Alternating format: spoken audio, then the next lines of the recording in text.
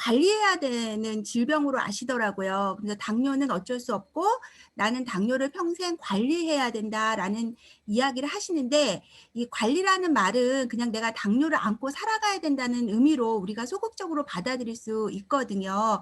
그러다 보니까 그 관리해야 된다고 생각하니까 그냥 조금 본인도 약간 안이하게 생각하시는 분들도 있어요. 근데 오히려 적극적으로 당뇨는 나을 수 있는 질환이다, 그리고 충분히 극복 가능한 질환이라고 생각했을 때 어떻게 보면 좀 더 진정한 관리가 되지 않을까라고 생각이 들어서, 저는 조금 오늘 좀 긍정적으로 당뇨는 극복 가능한 질환이고 우리는 그 솔루션을 준비할 수 있다라는 이야기를 드리고 싶어요. 그리고 실제로 전 세계적으로 보면 당뇨랑 관련해서 굉장히 유명한 어떤 뭐 의사나 전문의들이 계시거든요. 근데 그런 전문의분들도 하나같이 하시는 말씀이 뭐냐면, 당뇨는 극복할 수 있다라고 이야기하세요. 당뇨는 그냥 평생 안고 살아가야 되고 그냥 얘랑 함께 살아야 되고 이렇게 얘기하지 않으시거든요. 극복할 수 있고 치료 가능한 질환이라고 얘기를 하고 있어요.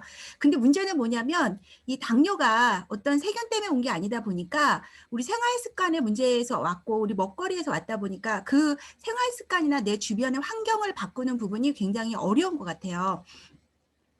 그래서 먼저 이제 알아보려고 하는 게, 이 당뇨 그럼 우리 흔히 어떻게 알고 계세요? 내 소변에서 당이 많이 나오는 질환이다 이렇게 알고 계시잖아요. 그래서 우리 소변을 만드는 신장에 대해서 한번 먼저 알아보도록 할게요.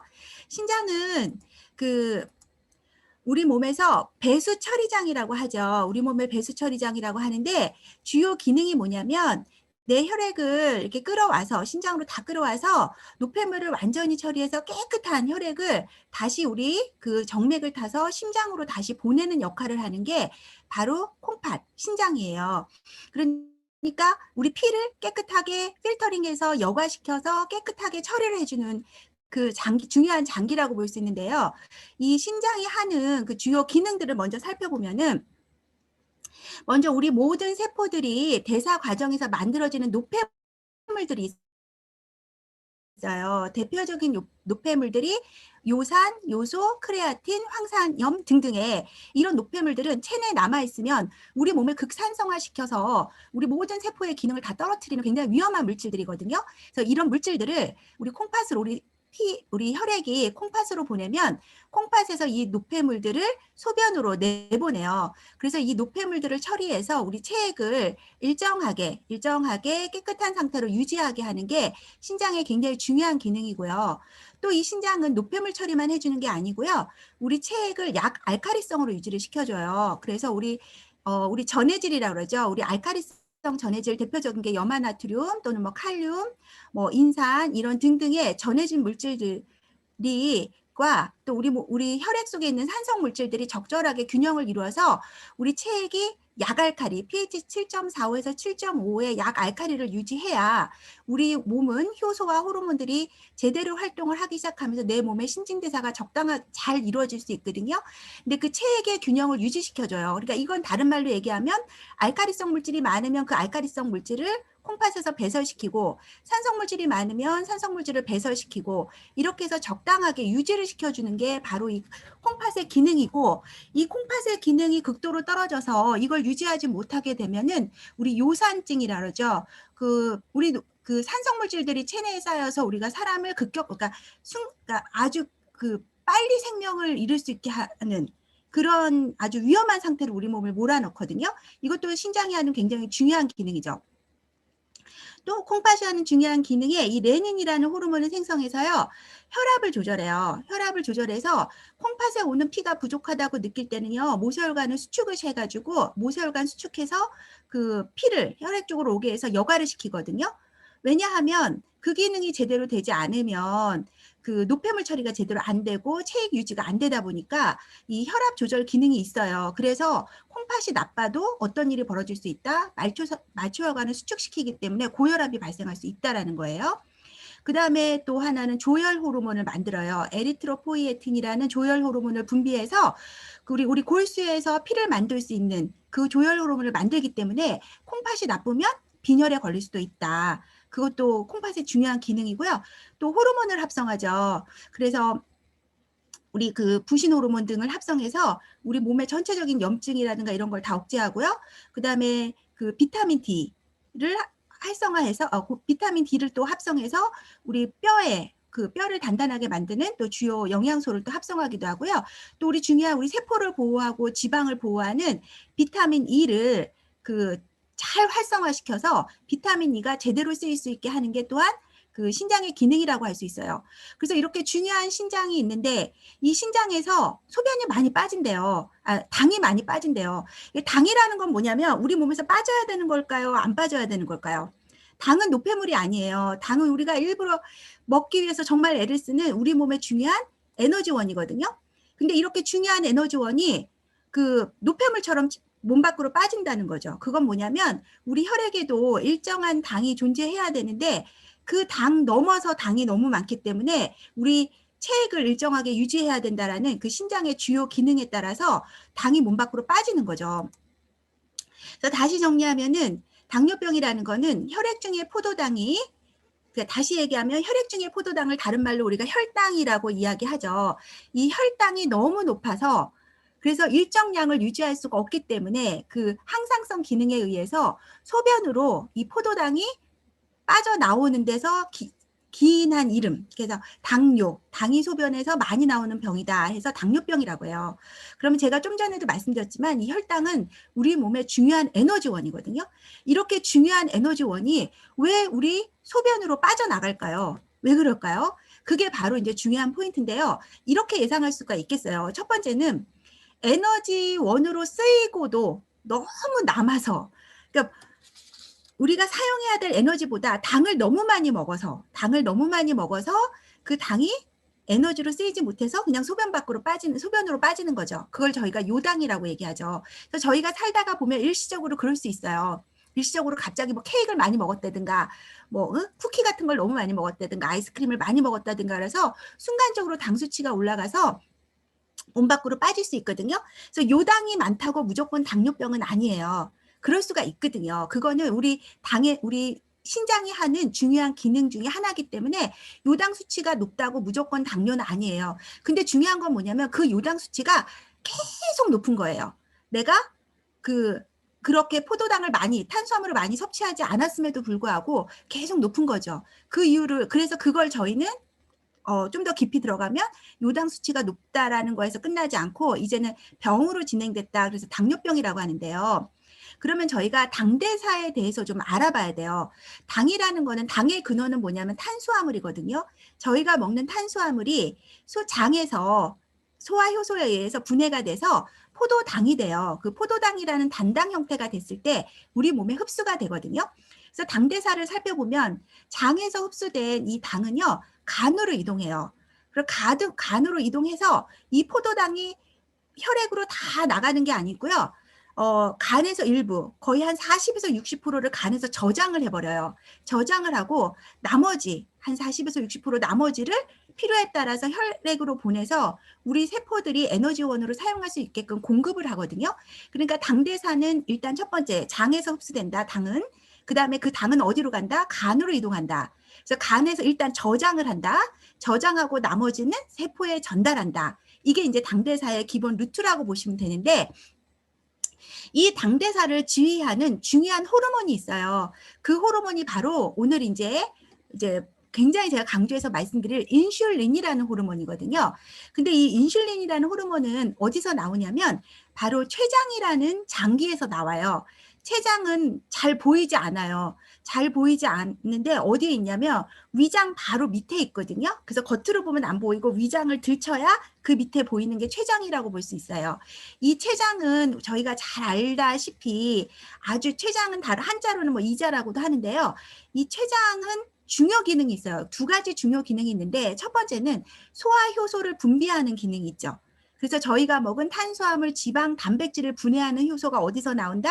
췌장에서 나와요. 그래서 저희가 먹은 음식이 입에서 식도를 통해서 위로 내려가서 위에서 암죽이 돼가지고 소장으로 내려보내면 십이지장을 통과함과 동시에 이 췌장에서 나오는 소화효소들이 막 나와서 저희가 먹은 음식물들을 최소로 흡수할 수 있는 최소 단위, 그러니까 탄수화물은 포도당, 지방은 지방산과 글리세롤, 단백질은 아미노산의 형태로 최소 단위로 분해를 시켜야 장에서 그걸 흡수를 할 수가 있는 거죠. 췌장의 중요 기능은 첫 번째, 소화효소를 만들어서 분비시킨다. 그게 중요한 기능이고요. 두 번째는 이 당대사랑 관련된 호르몬을 분비시켜요. 이 당대사랑 관련된 호르몬은 두 가지가 있는데요. 첫 번째가 뭐냐면 이 췌장의 세포 안으로 들어가면 이 세포 안에 베타세포라는 데가 있대요. 이 세포 안에 또 다른 세포죠. 그 베타세포라는 영역에서 인슐린이라는 호르몬을 만드는데 이 인슐린이라는 호르몬은 혈당을 감소시키는데 사용되는 호르몬이에요. 다시 꼭 잊지 마세요. 인슐린은 어떤 호르몬이다? 혈당을 감소시키는 것을 목적으로 만들어지는 호르몬이에요. 목적이 뭐다? 혈당을 감소시키는 게 인슐린 호르몬의 목적이죠. 그래서 이 인슐린 호르몬은 저희 몸에서 아까 얘기했듯이 당이 장에서 흡수되죠. 간으로 이동했죠. 저장이 됐죠. 이 저장된 장이 세포로 이동해서 우리 세포가 에너지를 사용할 때 이 당을 세포로 데려가 주는 게 인슐린의 주요 기능이에요.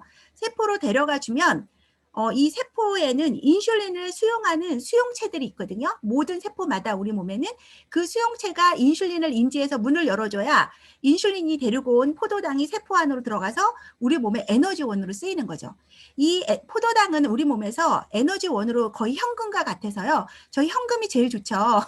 뭐니 해도 현금이란 말처럼요. 우리 몸에서 즉각적으로 에너지를 쓸 수 있는 게 포도당이기 때문에 이 포도당을 운반시켜주는 그 운반책 역할을 해주는 게 인슐린이에요. 다른 얘기로 하면 인슐린이 분비가 안 되면 포도당이 세포로 들어가서 에너지화 되지 않기 때문에 그러니까 혈액에 당이 계속 남아있을 수밖에 없죠. 그러면 우리 신장을 통해서 그 당을 빼나갈 수밖에 없죠. 그걸 저희는 당뇨라고 하게 되는 거거든요. 그리고 두 번째, 이게 이제 바로 인슐린의 중요한 역할이고요. 두 번째, 이 당과 관련한 중요한 또 호르몬이 있는데 그건 바로 글루카곤이라는 호르몬인데요. 이 글루카곤의 목적은요. 혈당 감소가 아니라요. 혈당을 증가시키는 게 목적이에요. 그래서 이 글루카곤은 우리가 맨날 밥을 먹고 있을 수가 없잖아요. 어쩌다 쫄쫄 굶을 때가 있잖아요. 그 굶을 때 당을 증가시켜서 에너지원으로 쓰게 하기 위해서 그 활동되는 게 글루카곤인데요. 이 글루카곤은 우리가 평상시에 이 당을 먹잖아요. 그 맨날 들어오는 월급 다 써버리면 우리가 어떻게 해요? 그러니까 저축이라는 걸 하잖아요. 그 저축이라는 형태가 바로 저장된 글리코겐이라고 얘기하는데 아까도 말씀드렸지만 장에서 흡수된 포도당은 간으로 이동해서요. 무조건 다 세포로 가서 그냥 먹고 쓰고 뭐 죽어 이게 아니고요. 저축을 해요. 혹시 내가 굶을 때를 대비해서 저장을 하는데 어떻게 저장을 하냐면요. 글리코겐이라는 형태로 저장당이라고 그러거든요. 이 글리코겐을 당을 글리코겐이라는 형태로 바꿔서 간에서 바꿔가지고 그 저장을 시켜놔요. 그렇게 저장을 해놨다가 아까도 얘기했지만 이번 달에 수입이 없어요. 돈이 안 들어왔어요. 그럼 우리 죽잖아요. 그러니까 저축해놨던 이 글리코겐을 풀어가지고 돈을 찾아가지고 혈당으로 만들어서 즉각적으로 쓰는데 이 글리코겐 분해를 촉진하는 호르몬이 바로 뭐다? 글루카곤이에요. 다시 정리하면 이 당대사에서 중요한 호르몬이 두 가지가 있는데 첫 번째 혈당을 감소시키는 인슐린이 있고요. 혈당을 증가시키는 글루카곤이 있다. 이렇게 이해하시고 지금부터 이제 인슐린에 대한 공부를 본격적으로 한번 해볼게요. 그러다 보니까 당뇨병은 두 가지로 나눠져요. 첫 번째는 뭐냐면 제1형 당뇨라고 있어요. 이 1형 당뇨는 뭐냐면 이 췌장에서 인슐린이 분비가 안 되는 거예요. 인슐린이 분비가 안 되면 포도당을 세포로 이동할 수 있다 없다? 세포로 이동을 못하니까 이 당은 사용되지 않았기 때문에 사용되지 않은 당은 어떻게 된다? 소변으로 빠진다. 그죠? 그래서 이 1형 당뇨는 다른 말로 인슐린이 없어서 생긴 당뇨이기 때문에 다른 말로 인슐린 의존형 당뇨라고 불러요. 인슐린이 생산되지 않는 거죠. 이유는 뭐다? 췌장의 기능, 췌장의 특히 베타세포에 문제가 있는 거예요. 이게 선천적인 문제가 있어요. 그래서 선천적인 당뇨병도 있어요. 근데 이게 후천적으로 또 발현이 돼요. 왜냐하면 후천적으로 자가면역 질환에 의해서 췌장이 망가져서 췌장의 베타세포가 공격받아서 망가져서 생산을 못하게 되는 경우가 있어요. 그래서 보통 제1형 당뇨는 사춘기 때 많이 발현이 되거든요. 그렇기 때문에 젊은 연령, 30세 이전의 1형 당뇨는 발병이 된다 이렇게 보시면 돼요.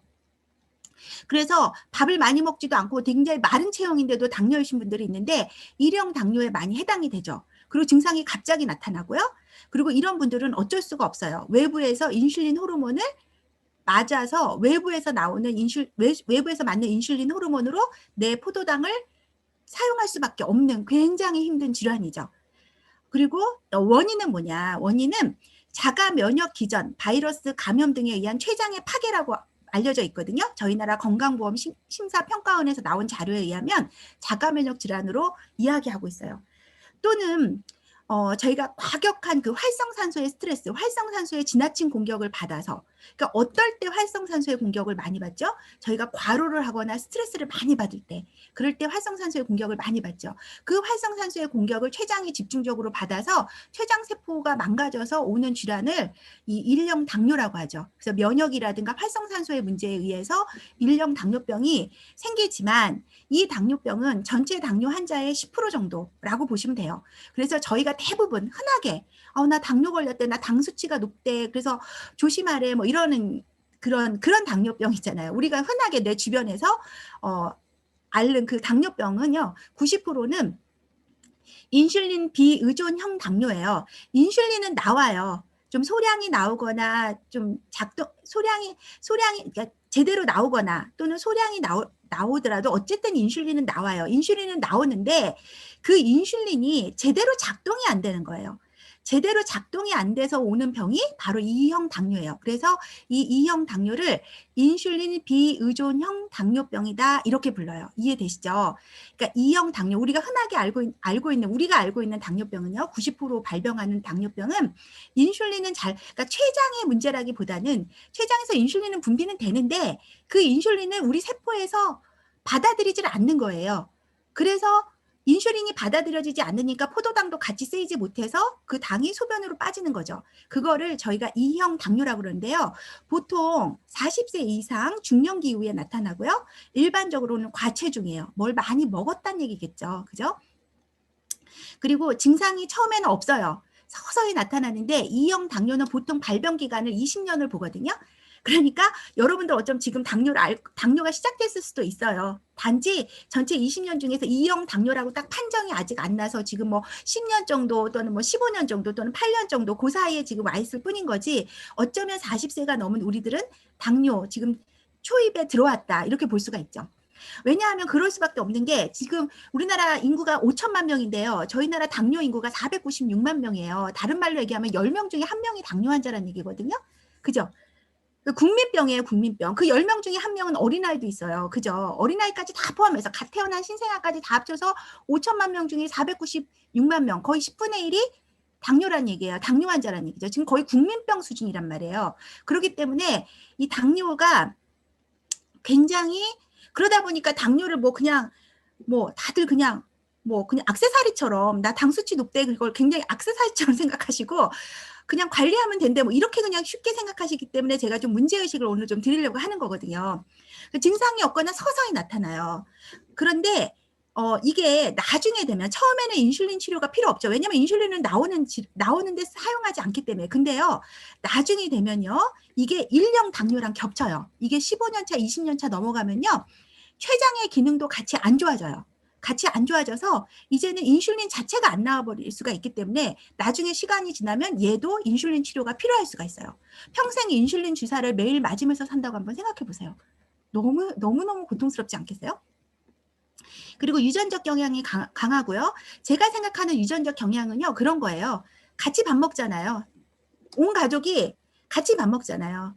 같이 밥 먹고 사니까 같은 병에 걸리는 거라고 전 생각해요. 저는 유전을 항상 그렇게 생각하거든요. 그렇기 때문에 유전적 경향이 강하고 비만, 노화, 스트레스 등에서 진행된다라고 이야기하고 있어요. 그러면 본격적으로 여러분들 그 인슐린 당뇨가요, 잘 관리가 안 되는 이유 중에 하나가 있어요. 이 당뇨를 이해하려면 인슐린을 정확하게 이해해야 되는데 인슐린이요 좀 어려워요. 어려운 이유가요, 하는 일이 너무 많아요. 너무 많다 보니까 복잡해서 책을 읽어도 잘 이해가 안 되는 게 인슐린이거든요. 그래서 제가 오늘 최대한 여러분들이 잘 이해할 수 있게, 저는 정말 밤을 새서 공부한 거니까 여러분들 한번 잘 들어보세요. 제가 최대한 여러분들이 잘 이해할 수 있게 제가 도와드려 볼게요. 이 인슐린이요, 여러분들 대부분 포도당과 관련한 대사에 여러분들 많이 그 접목을 시키잖아요. 맞아요. 인슐린은 포도당 대사에 되게 중요한데 인슐린이 포도당 대사에만 쓰이는 건 아니거든요. 그래서 좀 어려운데요. 일단 인슐린과 포도당 대사부터 제가 정리를 해드릴게요. 일단 인슐린과 포도당 대사에서 보면요. 이 인슐린은요. 이 당과 관련해서 당을 만들기도 하고 당을 이용하기도 해요.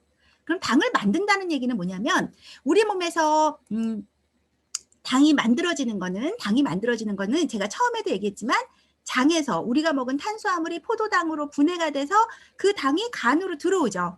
장에서 흡수가 되죠. 그래서 우리 혈액으로 들어오죠. 그래서 장에서 흡수가 돼서 우리가 먹은 음식을 통해서 당이 만들어져요. 1번 당이 만들어지고요. 그 다음에 두 번째, 그 당은 다 혈액으로 간다? 아니죠. 간에서 일단 저장을 한다 그랬잖아요. 간은 댐이에요. 포도당 입장으로 보면 거의 60%, 50% 내지 60%를 저장을 해요. 일단 저장을 하기 때문에 그 저장된 당을 뭐라 그런다? 글리코겐이라 그래요. 그런데 이렇게 저장해 놨다가 내가 굶었잖아요. 굶어서 당이 필요해요. 에너지가 필요해요. 그럴 때는 이 인슐린이 그 글리코겐을 분해하는 데 관여해요. 아까 제가 말씀드렸죠. 인슐린의 역할은 뭐다? 혈당을 높이고 사용하는 데 쓰이는 게 인슐린이에요. 그래서 이 글리코겐을 분해해요. 분해하면은 이 글리코겐은 바로 즉각적으로 뭐로 바뀐다? 당으로 바뀌어서 바로 혈액으로 들어가서 우리 몸에서 에너지원으로 쓰이죠. 세 번째, 이건 살짝 어려운 개념인데요. 이거는 당신생이라 그래서 저희가 계속 쫄쫄 굶어요. 계속 쫄쫄 굶으면 당이 계속 안 들어가고요. 간에 있던 글리코겐마저도 우리가 다 써버렸어요. 그럼 뭐 해야 되죠? 집에 있는 가구 팔아야 되는 거예요. 그죠? 집에 있는 그림도 팔아야 되고 내가 갖고 있는 애기 돌반지도 팔아서 우리는 현금 만들어서 써야 되죠. 그게 바로 뭐냐면 내 몸에 조직을 부수는 거예요. 뼈를 부수고 근육을 부수고요. 머리카락 조직 같은 걸 부셔가지고 당을 만들어요. 쫄쫄 굶으면. 그래서 사람이 40일을 굶어도 산다는 거잖아요.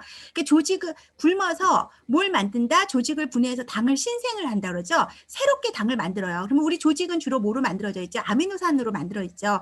아미노산이나 지방으로 우리 저장되어 있잖아요. 그 단백질이나 그런 지방 조직들을 부셔가지고 당을 만들어요. 그래서 이걸 당 신생이라고 하는데 여기에도 누가 관여한다? 인슐린이 관여한다는 거예요. 그래서 이 글리코겐을 분해하고 당을 신생하는 데 관여되는 장기가 있어요. 간과 신장이에요. 그래서 간과 신장이 나빠도 이게 당 대사가 잘 안 되는데요. 그러면 어떻게 하냐? 일단 첫 번째 인슐린은요. 글리코겐 분해를 억제해요. 얘는 혈당을 내리는 게 목적이라 그랬잖아요. 혈당을 내리는 게 목적이기 때문에 글리코겐을 분해해서 당을 만들어야 되잖아요. 우리 몸은. 근데 인슐린은요. 여기 와서요. 글리코겐이 분해되는 거를 딱 억제해요. 그래서 당이 나오지 못하게 만들어버려요. 그 다음에 이 당신생, 신장에서 나오는 코티졸이라는 호르몬이 당신생을 주관하거든요. 그래서 조직을 막 분해해서 간으로 가져간단 말이에요. 그럼 간에서 그 조직을 갖고 당을 만들어야 되는데 이 원재료가 간으로 이동하지 못하게 만드는 게 바로 인슐린이라는 거예요. 인슐린이 바로 그런 역할을 해요. 그 다음에 당의 이용하고도 관련이 되는데요. 이 당을 우리가 먹게 되면 혈액으로 들어가죠. 혈액으로 들어가면 이 혈액으로 들어온 당을 근육이나 지방 조직으로 잘 들어가도록 하는 게 인슐린이다라고 보시면 돼요. 그래서 이렇게 들어가게 해서 글리코겐으로 변화시켜요. 저장을 시켜놓는 거죠. 근육에도 글리코겐이 있어요. 그래서 우리가 필요할 때 언제든지 당으로 변화시켜서 근육의 에너지를 쓸 수 있게끔 변화시키고요.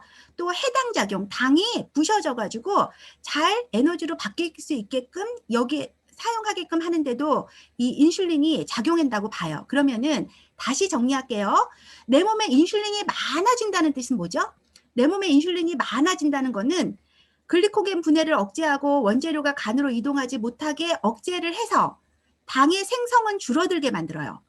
당의 생성은 줄어들게 만들고 당이 근육이나 지방 조직으로 잘 들어갈 수 있도록 해서 어떻게 하죠? 당의 이용, 당이 싹싹 조직 속으로 잘 흡수될 수 있도록 하게 하는 게 인슐린이다 보니까 인슐린이 많아지면 생성은 줄어들고 당의 이용은 늘어나니까 결론은 어떻게 된다? 혈당이 떨어진다. 그래서 인슐린 주사를 맞으면 저희가 혈당이 떨어지는 거예요. 그리고 내 몸에서 인슐린이 하는 일이 바로 이 혈당을 떨어뜨리게 하는 일이 바로 인슐린의 주요 역할이라는 거죠. 그래서 인슐린이 제대로 작동하지 않으면 혈당이 올라가는 거죠. 이해가 되셨죠? 그렇게 해서 인슐린과 포도당의 기전, 이 어려운 기전을 제가 설명을 했고요. 두 번째, 이건 더 어려워요. 인슐린과 지방이에요. 왜 우리가 인슐린 저항성에 걸리면 살이 찐다 뭐 이런 말 많이 들어보셨죠? 그래 도대체 인슐린하고 지방하고 무슨 관계가 있을까? 이것만 기억하세요. 제일 중요한 개념을 먼저 아셔야 되는데 지방세포, 우리 지방세포에는요. 이 인슐린은 우리 지방세포가 커지는 게 우리가 비만이잖아요. 이 지방세포에 중성지방 저장량을 늘리는 게 바로 인슐린이에요. 그럼 어떻게 늘리냐면 그 기전이 있는데요. 그 기전을 이해하기 위해서 사이트로마이크론이라는 이 용어를 조금 설명드릴게요. 암중밀입이라고 하는데요. 저희가 왜 음식을 통해서 지방을 먹잖아요. 지방과 콜레스테롤 같은 걸 먹잖아요. 그러면 걔네들이요. 이렇게 그리세롤과 팩티 엑시드, 지방산으로 분해가 돼요. 분해가 된 상태로 요게 이렇게 결합이 되잖아요. 그러니까 무슨 얘기냐면 그리세롤 한 분자에 이 팩티 엑시드가 세 분자가 붙어요. 그래서 이거를 트리글라세이드라고 그러거든요. 요거를 뭐라 그러냐면 중성지방이라고 그래요. 요 중성지방이라는 형태로 우리 소장에서, 그러니까 흡수된 지방, 그러니까 소장에서 분해된 지방산이 소장의 모세혈관으로, 암죽관으로 흡수가 되면 그 암죽관에서 요렇게 그 트리글라세이드라는 그걸로 이렇게 결합이 돼요. 결합이 된 거를 미세한 그 미세 소립 그 단백질로 이렇게 딱 싸가지고 우리 막 그 림프관을 막 흘러서 이렇게 돌아다니다가 이 암중 밀입이 돌아다니다가 지방세포에 들어가요. 지방세포를 통과할 때 우리 몸에 LPL이라 해서 리포프로테인 리파제라는 지방 분해 효소가 있는데 그 지방 분해 효소가 지방세포에 있어요. 걔가 딱 있다가 이렇게 들어온 이 중성 지방을요. 딱딱 원래 상태로, 원래 붓기 전에 원래 모습으로 글리세린과 지방산으로 딱딱 분해를 시켜버리는 거예요. 딱딱 분해를 시켜서 이 글리세린은 이 지방세포 밖으로 빼는데 이 지방산은 그대로 이 지방세포 안에 가두는 거죠. 가두는 거예요. 그러면 이게 자꾸 가둬지고, 그러니까 지방이 자꾸 들어와서 지방세포가 비대해지면 우리가 그걸 비만이라고 그러죠. 그런데 인슐린이 하는 기능이 뭐냐면 지방세포에서 이 LPL, 지방 분해 효소를 활성화시키기 때문에 이걸 딱딱 잘 끊어요. 잘 끊어서 지방산을 딱딱 모아놓을 수 있게 하는 게 바로 인슐린이에요. 그래서 인슐린 분비가 많으면 저희가 살이 찌는 이유가 바로 여기에도 있어요. 그 다음에 두 번째는 근육에서는 그러니까 이게 지방이 아까 얘기했던 이 암중밀입, 우리 살찌게 하는 이 암중밀입이 돌아다니다가 얘가 제일 먼저 가는 데는 사실은 지방세포가 아니라 근육세포를 먼저 가요. 왜냐하면은 근육세포는 에너지를 많이 쓰기 때문에 포도당도 필요하지만 지방산도 에너지로 써야 되잖아요. 그러니까 근육으로 먼저 데려가 주거든요. 그런데 이 인슐린은요. 이 근육에서는 반대로, 지방세포와는 반대로 이 LPL이라는 지방 분해 효소의 활성도를 낮추는 거예요. 그러니까 근육에서는 이 지방이 저장이 안 되고 어디로 간다? 그냥 흘러서 가다가 결국은 지방세포로 가게 만들어서 지방세포를 비대하게 만들어. 만약에 근육세포로 같으면 에너지를 써서 우리가 살이 안 찌죠. 근데 얘를 굳이 지방세포로 끌고 가서 살찌게 만드는 애가 누구다? 바로 인슐린이라는 거죠. 그 다음에 세 번째, 이 인슐린은요. 포도당을 지방세포로 끌고 들어와요. 지방세포로 끌고 들어와서 포도당을 지방세포로 유입을 해가지고 포도당은 탄소 분자가 6개가 붙어있는 게 포도당이거든요.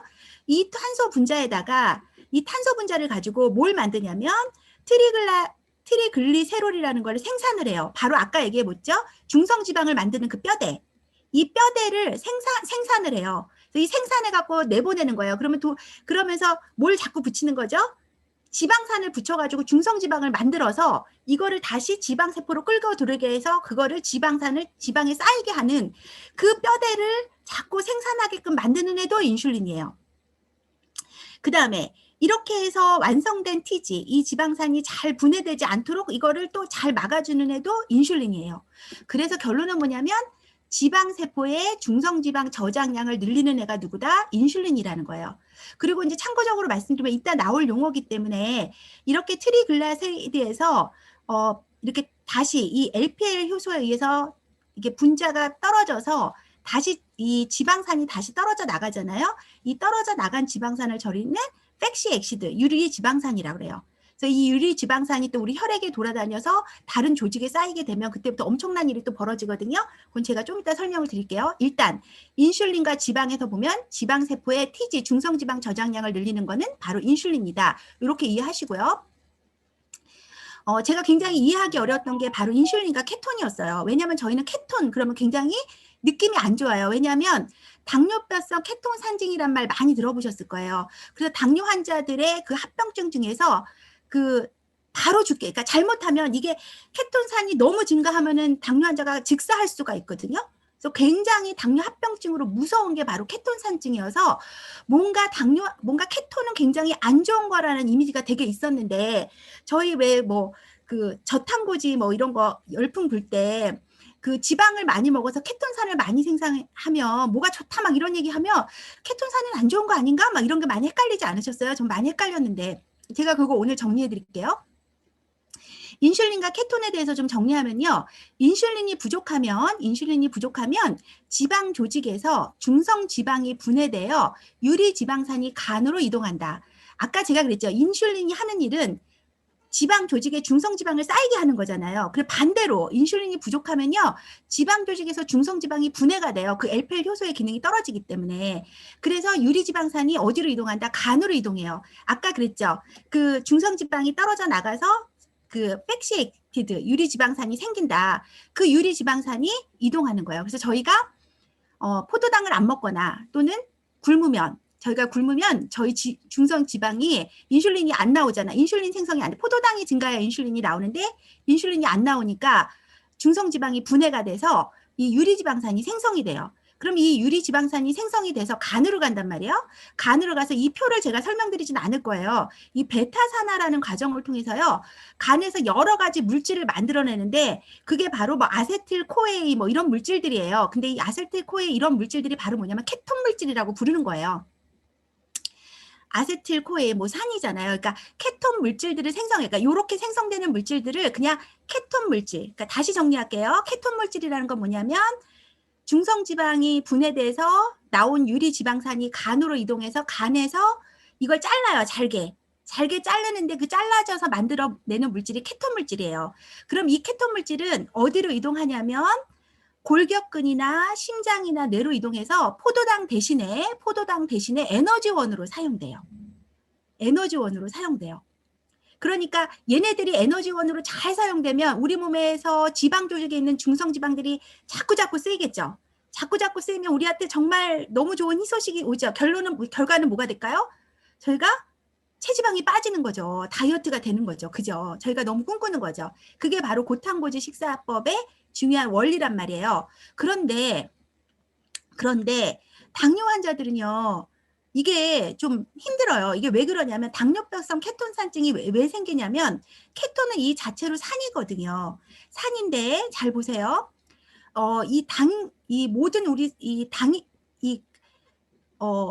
당뇨라는 거는 결론적으로 말씀드리면 우리 세포에서 인슐린을 저항하는 저항증이 생겨가지고 세포가 당을 잘 활용하지 않는 거거든요.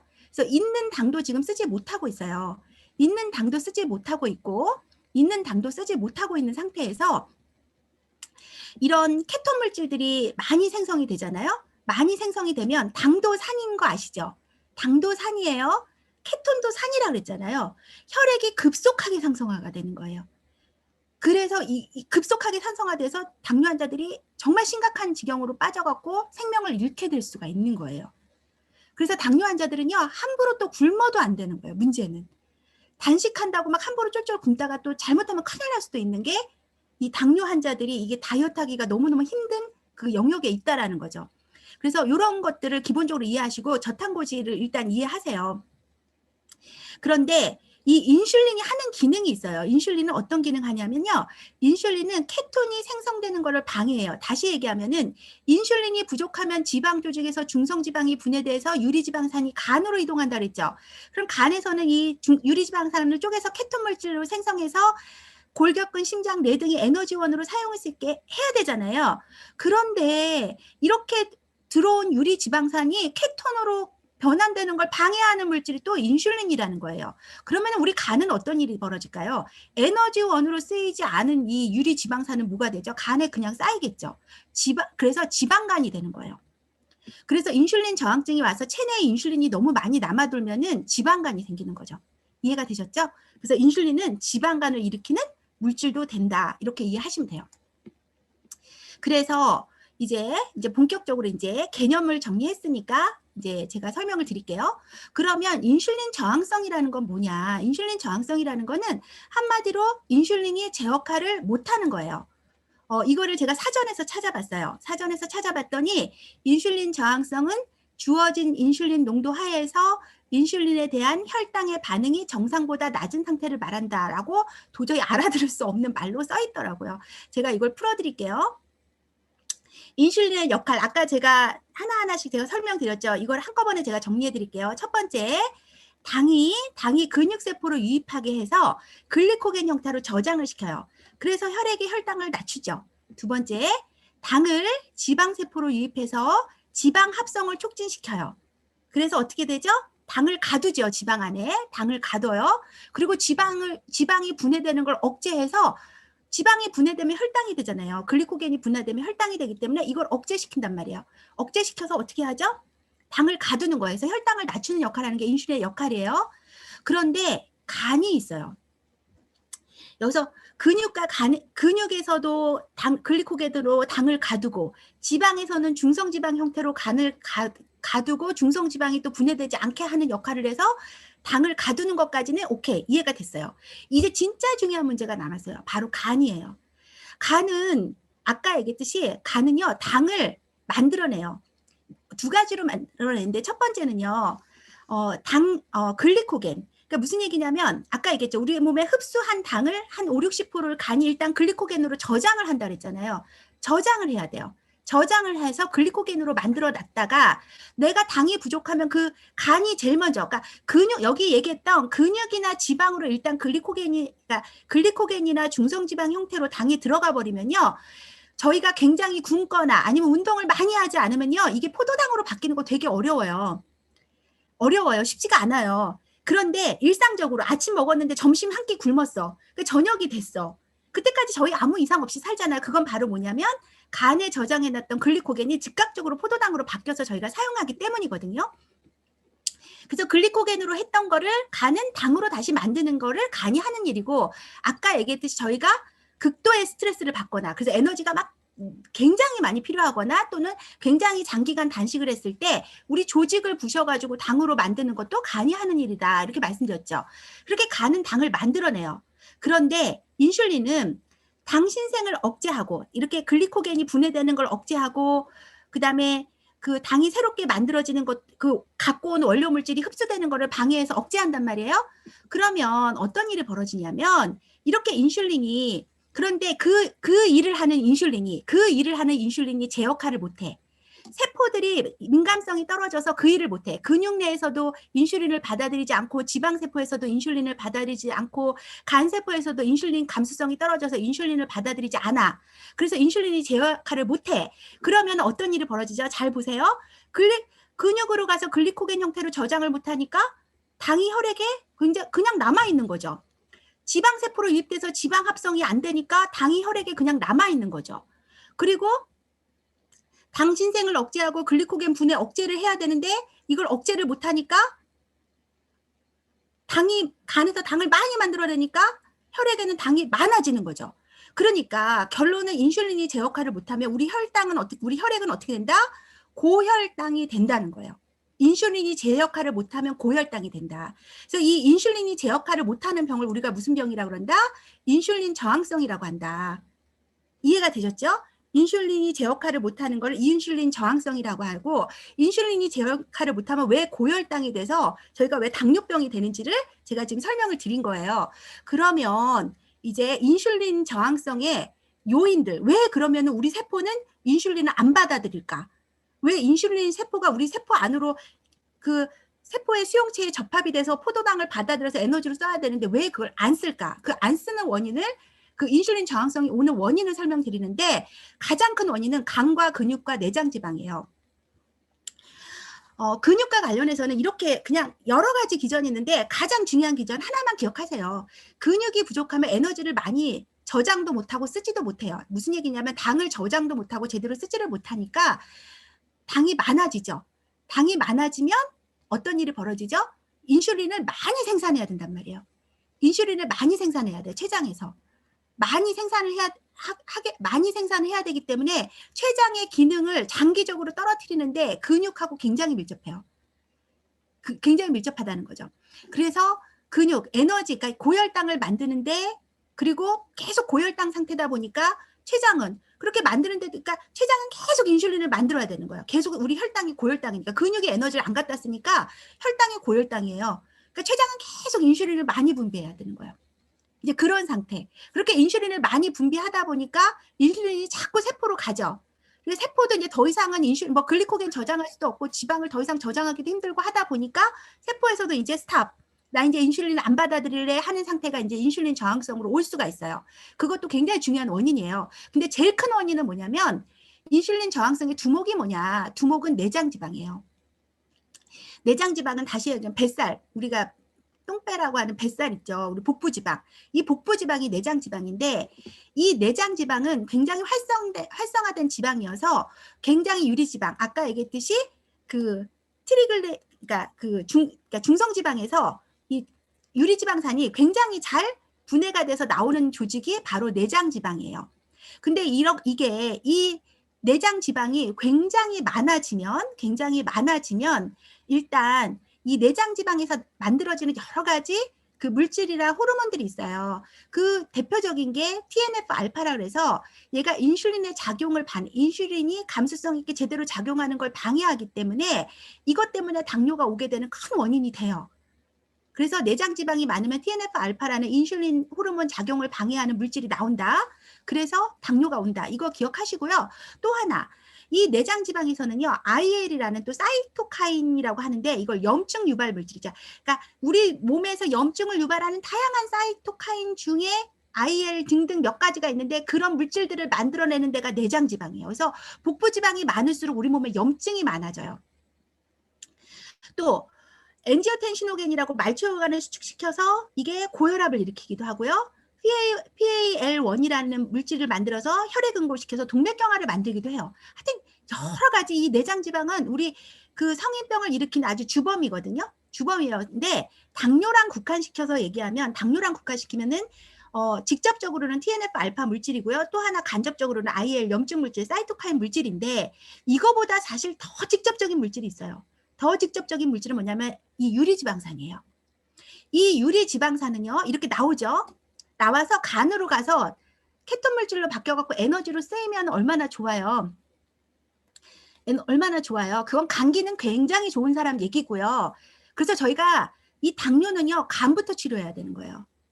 잘 공부해보면 잘 당뇨를 깊이 들어가 보면요. 결국은 당은 간을 고쳐야 된다. 그러니까 간이 나빠지면 당뇨가 온다. 또는 당뇨가 왔을 때 간을 치료하지 않으면 당뇨가 회복이 안 된다. 이거를 저희는 아주 밀접하게 알아야 되는데 아까 얘기했듯이 이 케톤을 잘 생성해서 잘 에너지원으로 쓰면 되는데 간 기능이 떨어진 사람들은요. 그 케톤 물질을 만드는 기능을 굉장히 못해요.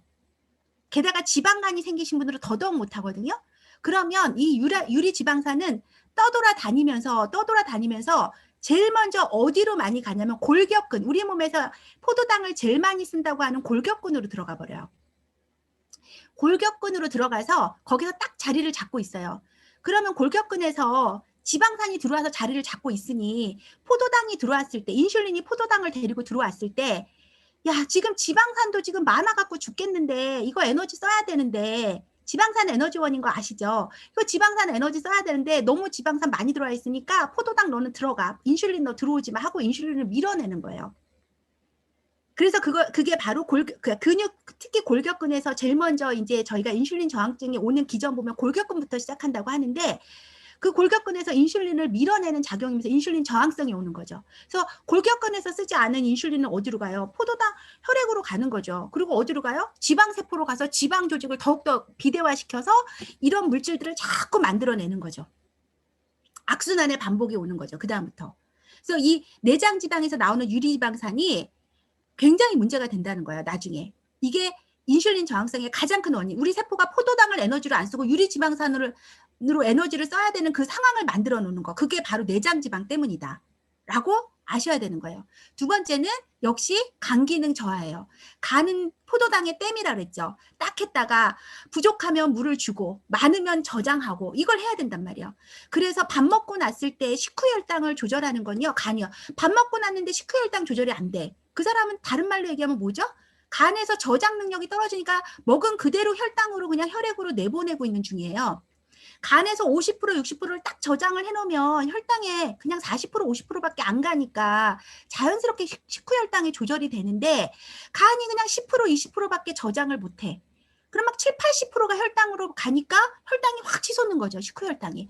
내가 특히 혈당에서 식후혈당 조절이 안 되시는 분들은 간이 되게 안 좋다라는 거를 본인이 아셔야 되는 거예요. 그래서 간부터 회복해야 되는 거예요.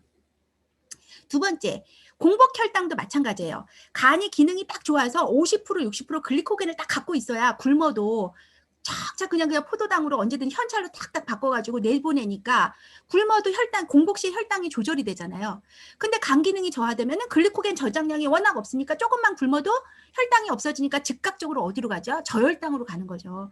여러분 또 고혈당도 위험하지만 저혈당도요 더 위험해요. 왜냐면 고혈당 때문에 바로 죽지는 않거든요. 고혈당 때문에 바로 죽진 않아요. 근데 저혈당 때문에 사람이 바로 죽을 수가 있어요. 저혈당이면 에너지가 없기 때문에 내 몸에 에너지가 제로가 되는 걸 우리가 뭐라 그러죠? 죽음이라 그러죠. 내 몸에서 에너지를 쓸 수가 없으면요. 혈당이 없으면 우리 죽어요. 그래서 당뇨 환자들은 더 위험한 게 저혈당이에요. 왜냐면 고혈당과 저혈당만 왔다 갔다 하기 때문에. 왜냐면 인슐린 약 이거 먹게 되면서 저혈당으로 확 갈 수가 있고 잘못해서 심하게 굶는다든가 그러면 저혈당으로 확 갈 수가 있거든요. 그래서 당뇨 환자들 항상 사탕을 비상시를 위해서 사탕이나 포도당 같은 걸 들고 다니라고 하는 게 잘못하면 죽을 수도 있기 때문에 그런 거예요. 그게 바로 원인이 뭐다? 간이다. 간이 댐 기능을 못하기 때문이다. 그 다음에 인슐린 저항성의 요인 중에 하나가 미토콘드리아 기능 저하.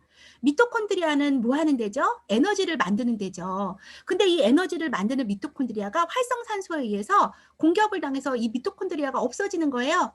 그럼 에너지를 쓸 공장이 없어. 에너지를 쓸 공장이 없어서 에너지를 만들 일이 별로 없는데 자꾸 포도당을 끌고 들어와. 세포가 됐어. 우리 공장도 없어. 재료만 자꾸 가져오면 뭐해. 필요 없으니까 인슐린 너 들어오지 마 하고 인슐린을 저항해서 밀어낸다는 거예요.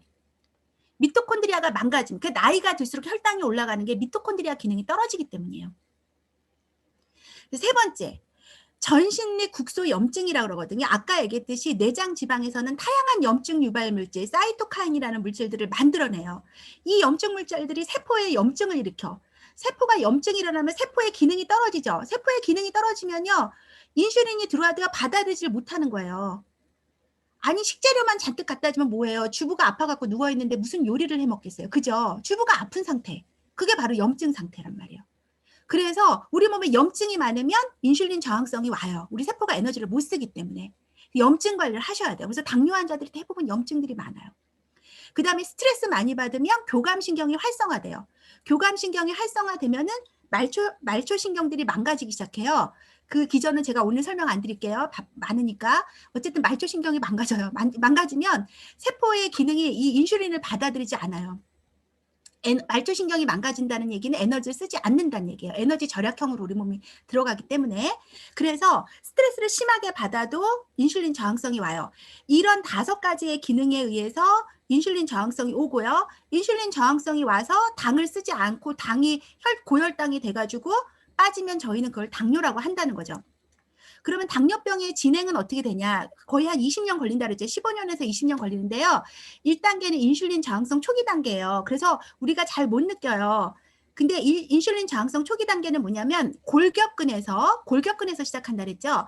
우리 골격을 잡고 있는 근육, 우리 몸에서 에너지를 굉장히 포도당을 가장 많이 쓴다는 그 골격근이 유리지방산이 많이 들어와서 그 포도당을 쓰지 않는 거예요. 포도당을 쓰지 않아서 인슐린 저항성 초기가 오는데, 그래서 여기서 중요한 포인트 들어갑니다. 저희는 당뇨병 그러면은 제일 먼저 우리 머릿속에는 뭐가 거의 10년처럼 각인되어 있냐면 탄수화물 조심해야 돼. 탄수화물이 당뇨의 원인이야. 이렇게 얘기하거든요. 근데 탄수화물보다요 더 나쁜 애가 있어요. 그게 바로 지방이에요. 당뇨는요, 당뇨의 큰 원인 중에 하나가 내 몸에 지방이 넘쳐나면 유리지방이 많아지고요. 유리지방이 많아지면 포도당을 써야 될 세포들이 유리지방을 가둬놓고 유리지방을 쓰고 있기 때문에 포도당을 저항한단 말이에요. 그래서 당뇨 환자들은 절대로 동물성 지방 이거 절대 섭취 금지예요. 탄수화물보다 더 조심하셔야 돼요. 이해되셨죠? 탄수화물보다 더 무서운 게 당뇨 환자들은 지방이다. 그래서 이 골격근이 유리지방, 포도당을 에너지로 쓰지 않아요. 에너지로 쓰지 않기 때문에 피곤하죠, 한마디로. 그래서 골격근이 그러니까 왜냐하면 지방산을 에너지로 태우는 건 굉장히 좀 번거로운 작업이거든요. 그리고 에너지를 잘 쓰지 않아요. 그러니까 골격근이 점점 망가지는 거죠. 쉽게 망가지는 거예요. 그래서 초기 증세가 뭐냐면 1단계 초기 증세가 막 혈당이 막 오르거나 그러진 않는데 어떤 증세가 있냐면 전신이 쑤시고 아프기 시작해요. 골격의 근육의 힘이 약해지기 때문에, 골격근을 잡고 있는 힘이 약해지기 때문에 근육통이 많아져요. 근육통이. 내가 지금 뭐가 이렇게 사지 육신이 쑤셔 뭐 이러시는 분들 보면 이미 당뇨 시작됐다 이렇게 보셔도 돼요. 골격근의 힘이 약해져요. 2단계는 공복 혈당 장애인데 여기 수치의 표에 의하면 저희가 정상 혈당을 공복 혈당은 100 미만, 식후 2시간 혈당은 140 미만이잖아요. 근데 공복 혈당 장애는 공복 혈당이 125 미만, 100 이상 125 미만, 식후 혈당은 140 미만이에요. 그러니까 무슨 얘기냐면 어느 정도 인슐린은 그냥 어느 정도는 포도당을 연소할 수 있는 인슐린은 지금 나오고 있다는 거예요. 기본 인슐린은 나오고 있는 거예요. 근데 이게 좀 더 넘어가서 3단계로 넘어가면 내당증 장애라 그래서 이제 뭐죠? 공복 혈당뿐만 아니라 식후 혈당도 조절이 안 돼요. 그건 뭐냐면 인슐린 분비가 이제 췌장 기능이 이제 안 좋아져서 인슐린을 지금 분비를 못 하고 있다라는 거예요. 인슐린을 충분히 분비를 못 하고 있는 상태예요. 이 상태는. 그리고 이제 당뇨다 그러면은 이제 인슐린 분비가 안 되죠. 그래서 이때부터는 약을 먹어야 돼요. 외부에서 약을 먹어서 당을 조절할 수밖에 없는 단계가 바로 당뇨병이라고 진단받는 단계인데 공복 혈당이 126 이상, 그 다음에 식후 혈당이 200 이상이라는 거예요. 이러면 이제 당뇨병이죠.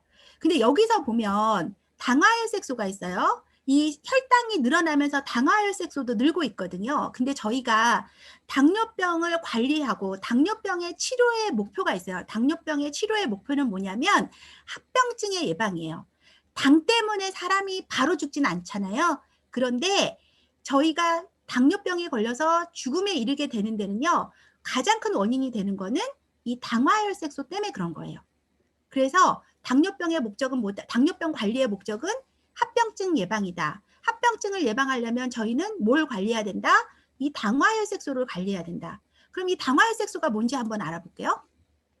알아보기 전에 혈당 상승이 위험한 이유예요. 혈당이 많아지죠? 그러면은 혈액에 뭐가 많아지죠? 당이 많아지죠. 그러면 탱탱하고 아주 튼튼한 적혈구는요. 이게 워낙 조직이 탱탱하기 때문에 당이 잘 안 들러붙어요.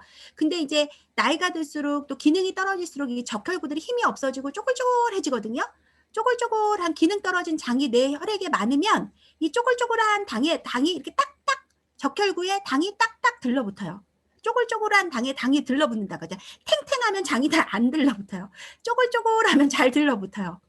그래서 이러면은 뭐가 생긴다? 당화혈색소가 형성이 돼요. 이 당화혈색소는 말 그대로 적혈구랑 당이 결합된 피딱지, 혈전이라고 부르는 피딱지예요. 이 피딱지가 흘러다니면서 뭘 망가뜨릴까요? 제일 치명적으로 모세혈관을 막죠. 그래서 모세혈관의 기능이 떨어져서 녹내장도 오고 백내장도 오고 고혈압도 오고 제일 심각한 게 심부전증, 콩팥 기능이 망가지죠. 이러면 이제 막 걷잡을 수 없이 이제 몸이 죽음을 향해서 질주를 해 나가게 되는 거거든요.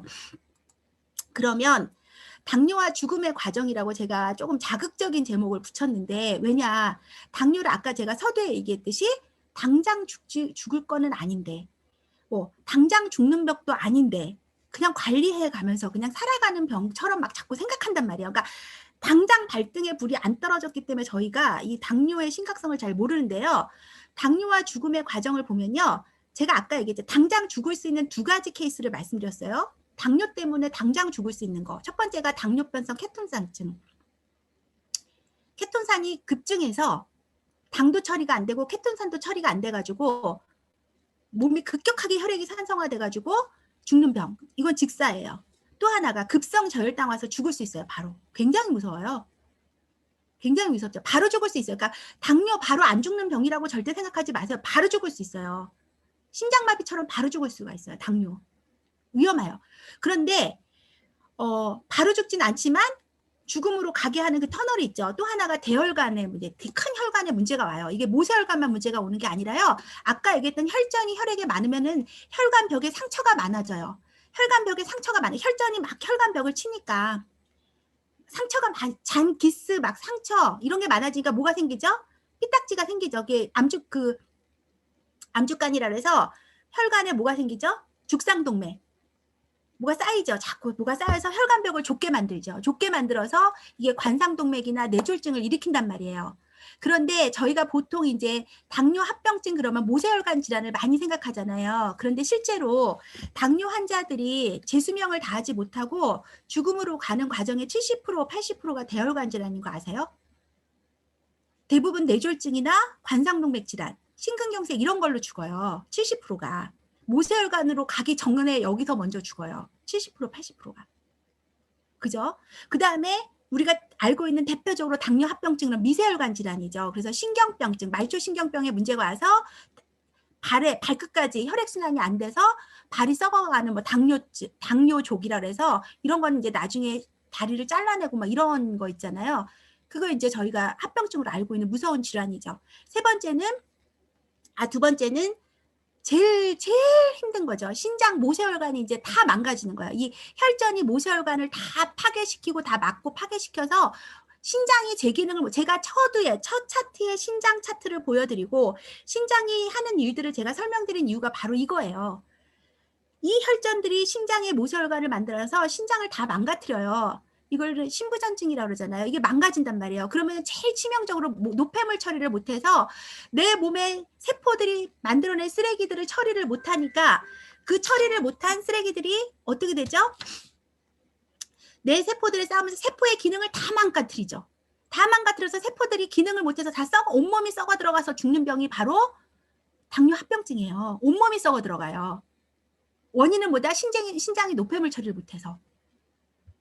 그 다음에 두 번째 망막에 혈전이 막혀가지고 혈액순환이 안 돼서 실명이 와서 당뇨성 실명 굉장히 유명하죠. 이게 바로 당뇨와 죽음의 과정이에요. 이거 굉장히 심각하다는 거죠. 그래서 이제 제가 마지막으로 빠르게 정리할게요. 하버드 의대가 제가 여러분들 막 어줍지 않은 대학에 얘기하면 여러분들이 잘 이렇게 인식을 못할까봐 제가 특별히 찾았어요. 하버드 대학에서 제안하는 당뇨를 극복할 수 있는 8가지 전략에 대해서 자료를 정리했어요. 하버드 의대가 제안했으니까 믿으세요. 어떻게 해야 되냐면요. 1번 당뇨를 극복하는 8가지 전략 1번 식이섬유는 늘리고 지방은 줄인다. 지방은 줄인다. 참 놀랍죠. 탄수화물질이라는 얘기는 안 했어요. 저희는 탄수화물은 중요한 에너지원이에요. 단지 문제는 뭐냐면 단순당, 뭐 설탕, 과당 이런 이제 단순당 같은 것들이 문제인 거죠. 복합적인 탄수화물은 뭐가 있죠? 복합 탄수화물은 뭐가 있죠? 그 안에 식이섬유가 같이 들어있잖아요. 그래서 당의 흡수를 조절한단 말이에요. 근데 저희가 그 식이섬유를 제거한 단순당을 먹기 때문에 지금 현대인들은 문제인 거지 복합 탄수화물은 전혀 죄가 없고요. 탄수화물은 저희 몸의 중요한 에너지원으로 중요해요. 진짜 당을 일으키는 원인은 뭐다? 지방이다. 포도당을 에너지로 못 쓰게 만들어버리는 거는 지방이다. 이걸 꼭 기억하시고요. 또 식이섬유를 다 까먹은 단순당을 먹는 게 문제다. 그래서 처방이 뭐다? 식이섬유를 늘리고 지방은 줄여야 한다라는 게 하버드 의대가 제안하는 8가지 전략의 첫 번째예요. 두 번째, 아까 지방세포가 만들어내는 그 염증 유발 물질, 그 다음에 TNF 알파 같은 물질, 그 다음에 팩티 엑시드, 유리지방산, 그거 제가 말씀드렸죠. 그 기전. 체중을 무조건 줄여야 돼요. 그래서 체지방을 줄이라는 얘기겠죠. 자기 몸무게 5에서 7%만 줄여도 당이 굉장히 조절이 된대요. 자기 몸무게의 5에서 7%. 두 번째, 운동을 해서 우리 몸의 근육세포들이 포도당의 흡수율을 높일 수 있도록 해야 된다는 거예요.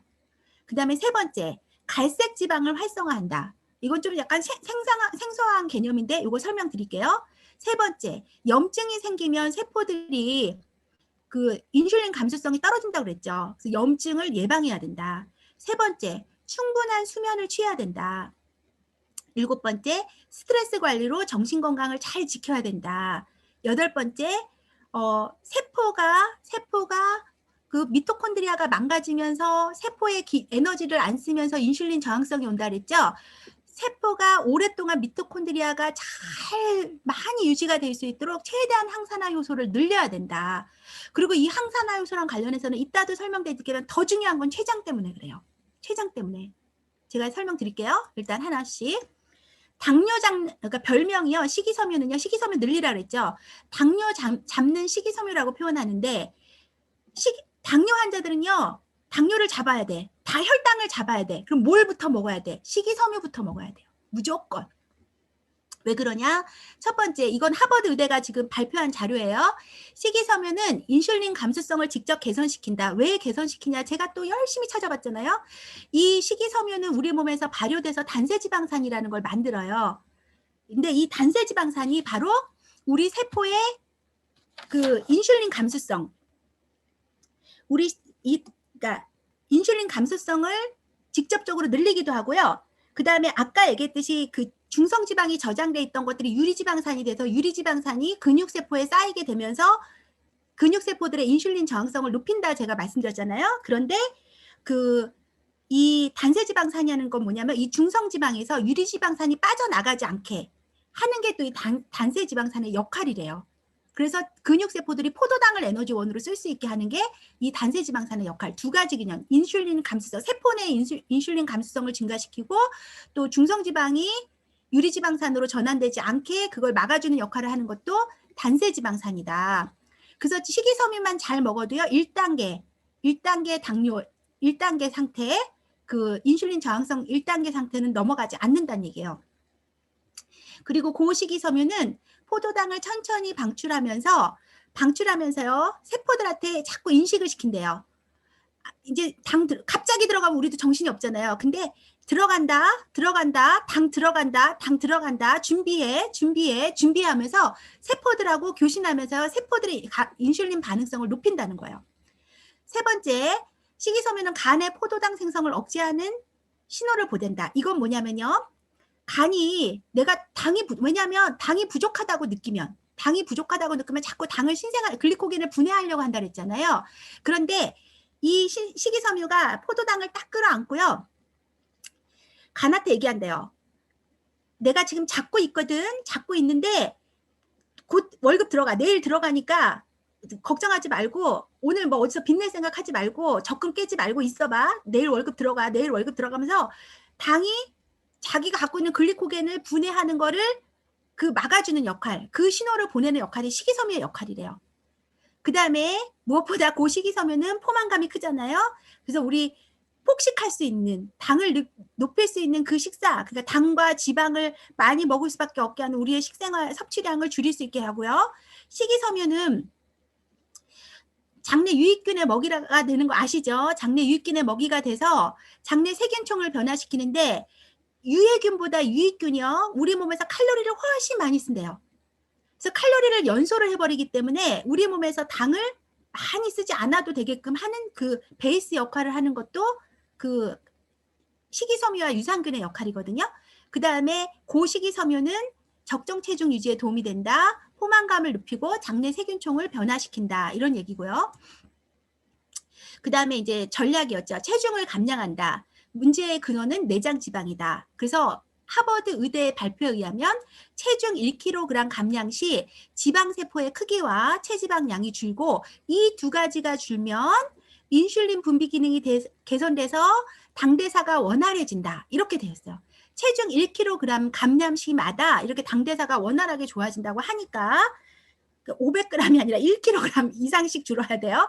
그랬을 때 이렇게 당대사가 원활해진다고 하니까 내장지방 빼는 거를 당뇨 극복에 가장 우선순위로 둬야 되는데 우리가 이렇게 자꾸 살이 찌는 이유는요. 일단 한 끼 식사량이 너무 많아요. 당뇨 환자들은요. 식사량 줄이셔야 되고요. 가당 음료 섭취 안 돼요. 단순당 이런 거 절대 드시면 안 되고요.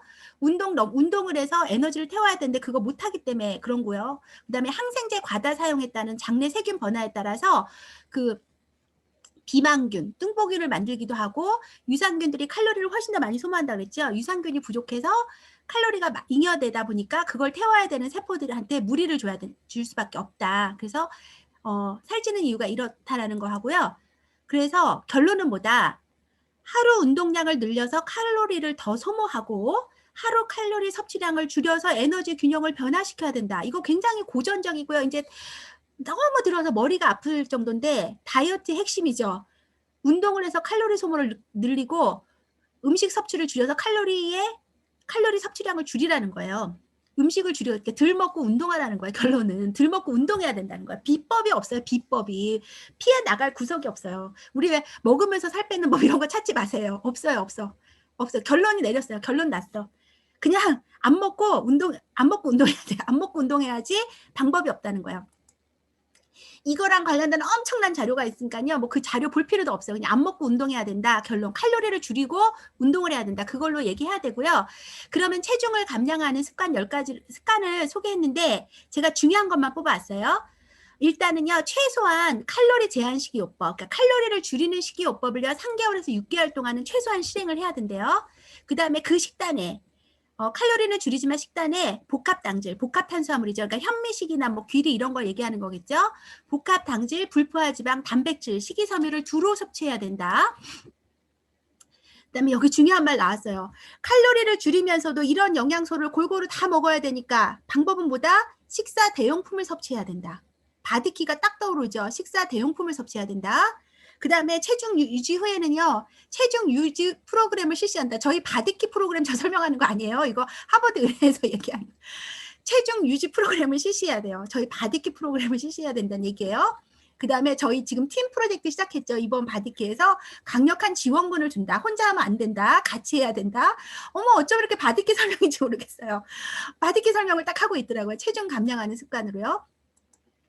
그 다음에 이제 운동을 해야 된다 그랬죠. 운동으로 포도당 흡수를 높여야 한다고 하는데 지방 연소를 하기 위해서 극한 운동을 많이 요즘 제한하잖아요. 뭐 그걸 뭐 타바타 운동이라고 하면 하여튼 여러 가지 극한 운동을 많이 제한하는데요. 일단은 당뇨 환자한테 극한 운동은 맞지 않는다. 이거를 저희가 운동을 얘기할 때 꼭 당뇨 환자들한테 얘기를 해줘야 돼요. 그리고 본인이 당 수치가 높을 때도 이거는 염두에 두셔야 되는 게 왜다? 저혈당이 올 수 있기 때문에. 저혈당이 올 수 있기 때문에 막 극한으로 막 심장 박동을 막 엄청나게 높이는 그런 운동들 있잖아요. 그런 심각한 근력 운동들, 막 심각한 유산소 운동을 해서 막 심장 박동을 막 엄청 빠르게 해서 막 포도당을 팍 쏘았어. 근데 저혈당이 확 안 내? 근데 췌장 기능이 확 떨어져서 인슐린 분비도 못 하네? 그 사람은 혈당을 올릴 수 있는 방법이 없거든요. 인슐린 분비를 못 하고 췌장 기능이 망가진 사람들은요. 그럼 저혈당이 올 수가 있어요. 그래서 저희가 운동에서 정말 조심해야 될 거는 정상인이 아니고 당뇨 환자일 경우에는요. 절대로 극한 운동을 하면 안 돼요. 일정 기간 동안 규칙적인 유산소 운동을 통해서 몸을 서서히 단련시켜 나가야 된다는 거예요. 그래서 우리가 대부분 20분 이상의 유산소 운동은 효과가 없다고 알려져 있잖아요. 맞아요. 20분 이상 돼야지 이제 소위 말하면 저희가 이제 중성지방을 태워서 당뇨의 근원 원인을 저희가 제거할 수가 있는데 문제는 뭐냐면 당뇨 환자들 같은 경우는요. 괜찮대요. 10분, 15분을 해서라도요. 하면은 어쨌든 칼로리는 탄다 이거죠. 혈당은 태울 수 있다는 거죠. 중성지방까지는 못 태워도 혈액 내에 있는 혈당은 태우니까 처음에 10분, 15분이라도 서서히 유산소 운동을 시작해서 궁극적으로는 어떻게 된다? 50분 이상까지 늘려나갈 수 있도록 단계적으로 진행해야 된다는 게 굉장히 문제고요. 그 다음에 포인트고요. 단계적 진행, 중요한 포인트고요. 48시간 효과라는 말이 있어요. 운동 후에 나타나는 운동을 하면은 세포들이 포도당을 막 써야 되기 때문에 인슐린에 대한 감수성이 우리가 돈이 막 있을 때는 막 쓰다가도 돈이 갑자기 아빠가 월급을 안 갖고 오면은 내가 저축해 놓은 거보다 막 아빠가 돈만 갖다 오길 막 기다리잖아요. 그래서 감수성이 없던 애들도 뭐 저희가 막 에너지를 쓰게 되면은요 감수성이 막 생긴단 말이에요. 그래서 이 운동 후 나타나는 인슐린 감수성 효과는 몇 시간 지속되는지 조사해 봤더니 48시간이 지속이 된대요. 48시간이면 이틀이잖아요. 그러니까 무슨 얘기냐면 운동을 하더라도 절대로 이틀 이상 쉬면 안 된다는 거예요. 그러면은 감수성을 살려놨다가 또 죽는 거거든요. 막 4일, 5일 만에 하면은. 그러니까 가능하면 매일매일 가벼운 운동을 매일매일 해나가면서 늘려나가는데 그거를 가능하면 매일매일 하는데 아무리 저거 하더라도 이틀 이상 쉬면 안 된다는 거예요. 운동을. 유산소 운동을. 포인트가 이거. 운동의 포인트는 이 두 가지예요. 이틀 이상 쉬면 안 된다.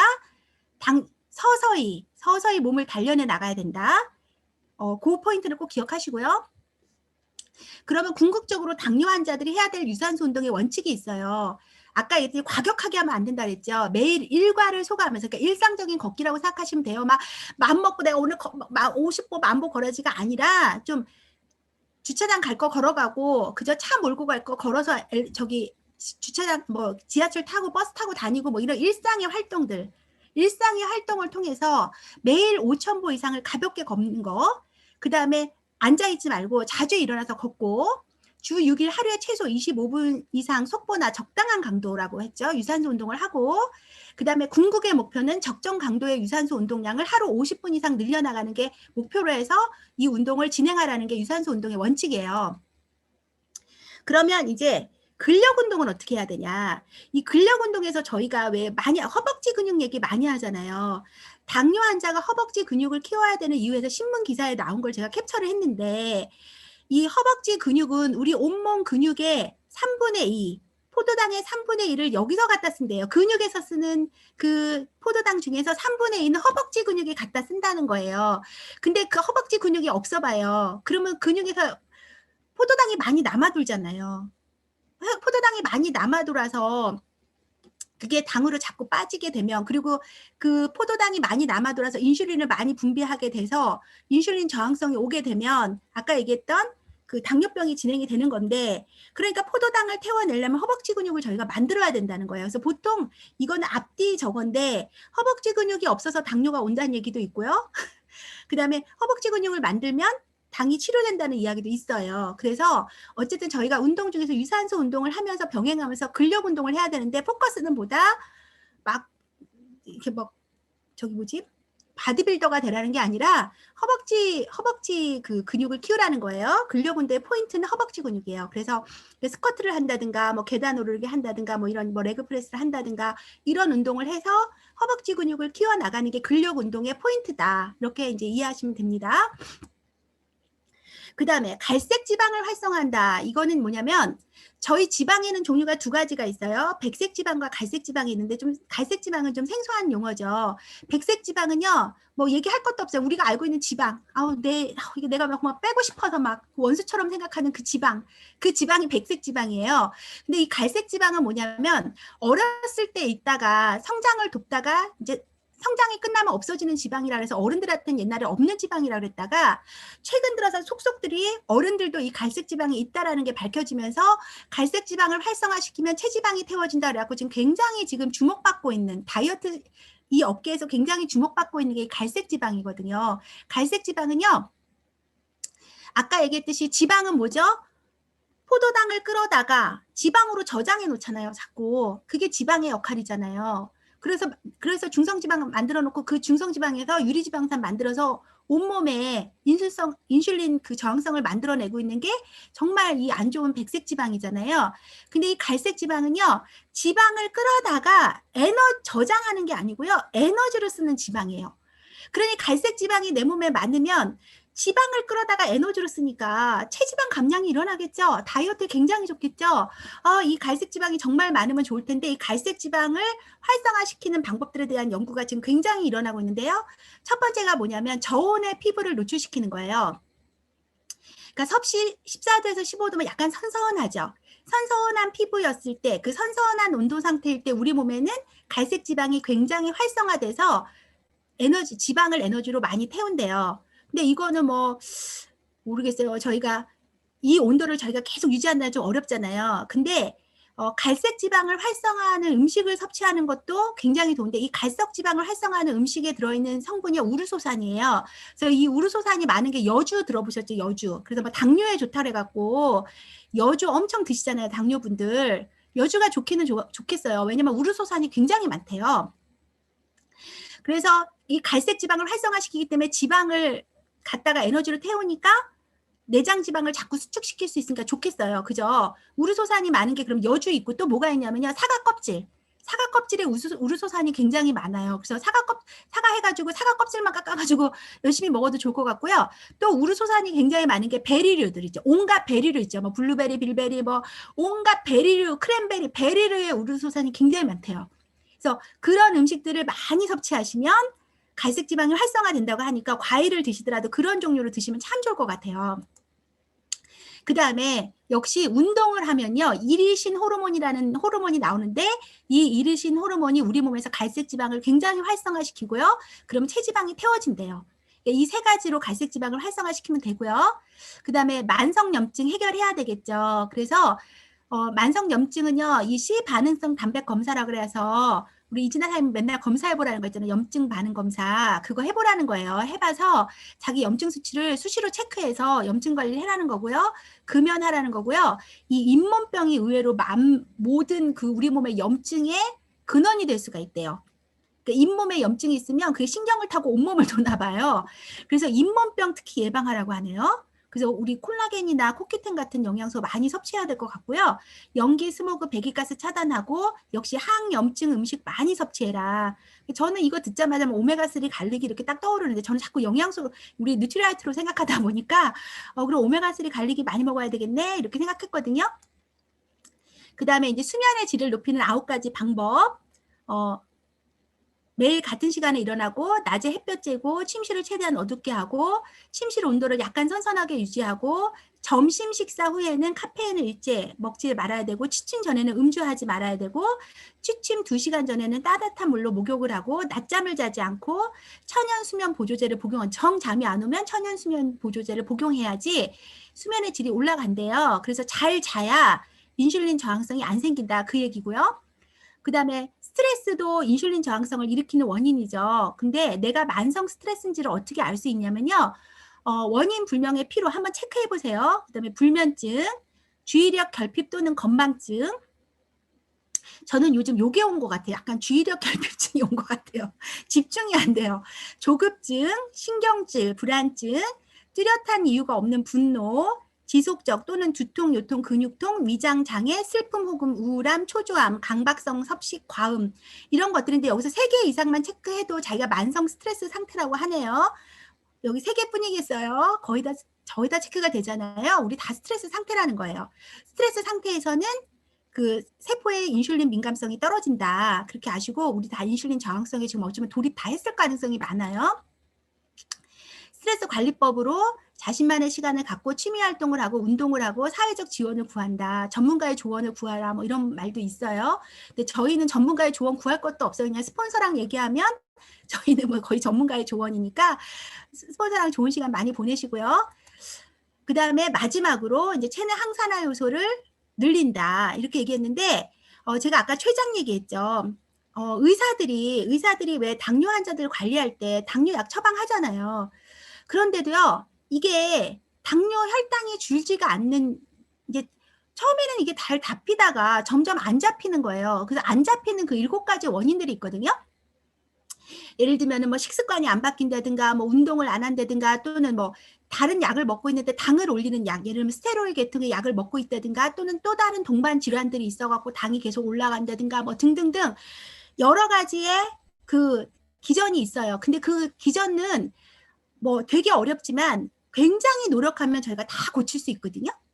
근데 의사들도요, 손드는 게 하나 있어요. 손드는 게 뭐냐면 이 췌장이 망가진다는 거예요, 자꾸. 왜냐면 자꾸 그 혈당은 많은데 세포 안으로 혈당이 안 들어가니까 인슐린 저항성이 와서 혈당이 안 들어가니까 세포는 혈당이 부족하다고 느껴요. 그걸 뇌에다 신호 보내면 뇌에선 자꾸 야 혈당 안 들어왔대. 인슐린 빨리 너 만들어 하고 자꾸 췌장을 자꾸 보채거든요. 인슐린 자꾸 또 췌장을 만들어. 췌장은 자꾸 인슐린을 만들어야 돼. 이게 반복되다 보면 췌장이 완전히 지쳐가지고 나중에 인슐린을 못 만들게 돼요. 1번, 췌장이 너무 피로해서 인슐린을 못 만들게 돼. 2번, 활성산소에 의해서 췌장세포가 공격을 당해서 췌장이 기능이 떨어져요. 나이가 들어갈수록. 그래서 우리는요, 당뇨에서 우리가 노력으로 다 했는데 노력으로 안 되는 게 췌장 기능이 망가져서 베타세포에서 인슐린 분비 안 되는 건 어쩔 수가 없잖아요. 그건 노력으로 안 되잖아요. 그래서 이거를 보호하는 게 굉장히 중요한 포인트예요. 나머지는 시간이 걸리더라도 해낼 수 있어요. 근데 췌장이 망가지면 손 못 써요. 손을 못 써. 두 손 다 돼. 이제 1형 당뇨까지 복합 당뇨가 돼버리는 거거든요. 그래서 나중에 인슐린 주사 맞고 살아야 된다는 거죠. 그러면 이 췌장을 보호하기 위해서 이 항산화 요소 굉장히 중요하다는 거예요. 그러니까 췌장이 망가지는 것도 활성산소 때문이고 그렇죠? 그다음에 췌장을 보호할 수 있는 것도 유일한 방법은 이 항산화 영양소이기 때문에 이 항산화 영양소는 췌장을 위해서라도 정말 신경 써서 먹어야 돼요. 그래서 제가 그 설명을 드릴 건데 그 전에 이 인슐린과 관련돼서 아주 핵심적인 영양소들이 있어요. 그러니까 요거는 개념을 짚고 제가 마지막 정리할게요. 인슐린과 영양소에서 인슐린이 잘 분비가 돼야, 췌장에서 잘 분비가 돼야 되잖아요. 잘 분비가 돼야 되는데 그때 필요한 영양소가 칼슘과 비타민 D예요. 요게 부족하면요, 췌장이 분비를 하고 싶어도 인슐린 분비가 안 돼요. 그러니까 칼슘이 부족해도 우리가 그 당뇨가 온다는 거 여러분 믿으시겠어요? 칼슘이 부족해도 당뇨가 와요. 비타민 D가 부족해도 당뇨가 와요. 왜? 췌장에서 인슐린 분비를 못하니까, 당이 쓰이지 않으니까 소변으로 빠지죠. 그게 당뇨잖아요. 그래서 칼슘, 비타민 D 굉장히 중요한 영양소고요. 이 칼슘이 췌장에서 만들어졌는데 인슐린이 각 조직으로, 간으로, 근육으로, 지방세포로 잘 이동을 해나가야 되잖아요. 그 이동을 할 때 필요한 영양소가 아연과 마그네슘인데 이게 부족하면요, 분비를 해도요 잘 이동이 안 돼요. 그래서 당을 잘 쓰지를 못해요. 이용도 못하고 저장도 못해요. 그럼 혈당 올라가요. 그렇게 되는 거죠. 그 다음에 세 번째, 이 인슐린이 포도당을 갖고 잘 가져갔을 때 세포가 문을 싹 열어줘서 그걸 잘 써야 되잖아요. 그러니까 세포의 인슐린 수용체가 잘 이게 작동이 돼야 되는데 이 인슐린 수용체랑 결합하는 세포에 필요한 영양소가 비타민 B3와 크롬인데 우리 몸에서 비타민 B3와 크롬이 부족하면 인슐린을 인지를 못해요. 인슐린이 와도 세포가 인지를 못하니까 문을 못 여는 거죠. 그래서 인슐린 저항성이 오는 거예요. 그 더블엑스에 크롬 근데 이 모든 게 다 어디 들어있어요? 더블엑스 싹 다 들어있잖아요. 얼마나 감사해요. 근데 더블엑스에 안 들어있는 게 있어요. 우리가 미토콘드리아 보호하려면 코큐텐 요소 굉장히 필요하잖아요. 근데 코큐텐 요소는 따로 그래서 드셔야 된다. 그래서 더블엑스 코큐텐은 항산화 영양소의 집약체다. 세트다. 항상. 그래서 우리가 당뇨에서 항산화가 너무 중요하다. 췌장을 생각해서든 모든 세포의 기능을 생각해서든 항산화가 굉장히 중요한데 그 항산화를 위한 가장 중요한 영양소는 더블엑스와 코큐텐이라는 걸 꼭 기억을 하시고요. 이 얘기는 당뇨병에 대한 영양 솔루션인데 이거는 이제 뭐 제 얘기는 아니고요. 예전에 저희가 최송철 박사님한테 이 당뇨 솔루션에 대해서 공부할 때 그분이 당뇨 환자들한테 우리 뉴트라이트로 할 수 있는 영양 솔루션을 만들어 주셨거든요. 그걸 저희한테 강의를 해 주셨는데 그때 자료예요. 그러니까 근데 제가 곰곰이 생각해 봐도 왜 이게 들어가지 하나 생각해 보면 지금 제가 강의했던 내용들을 다 생각해 보시면 여러분들이 아 그래서 그렇구나 그래 다 이해하실 수 있어요. 일단 더블엑스 정량 먹으면 된대요. 정량. 항산화 기억하시죠? 밀크시슬, 간 회복하지 않으면 당뇨 회복 안 돼요. 당뇨병을 고치기 위해서는 제일 중요한 게 간 기능 개선이라 했잖아. 당뇨, 간, 밀크시슬, 그 다음에 오메가3. 오메가3는 뭐죠? 그 혈행에도 중요한 항염 기능에서 굉장히 중요하죠. 항염 기능에서 굉장히 중요한 게 오메가3예요. 그 다음에 아세로라씨는 그리고 오메가3 같은 경우는요, 세포의 그 인슐린 수용체 민감성에도 굉장히 작용을 많이 하거든요. 그래서 드셔야 되고, 아세로라신은 여러 가지 기전이 있지만 제일 중요한 건 모세혈관. 모세혈관은 콜라겐으로 만들어지는 거 알죠? 모세혈관 합병증을 막으려면 비타민C 많이 드셔야 돼요. 그리고 모세혈관이 복구돼서 혈행이 개선돼서 에너지를 쓰기 시작하면 당을 태우기 시작하겠죠. 그러니까 역으로 모세혈관이 살아나면 혈당이 내려가는 거예요.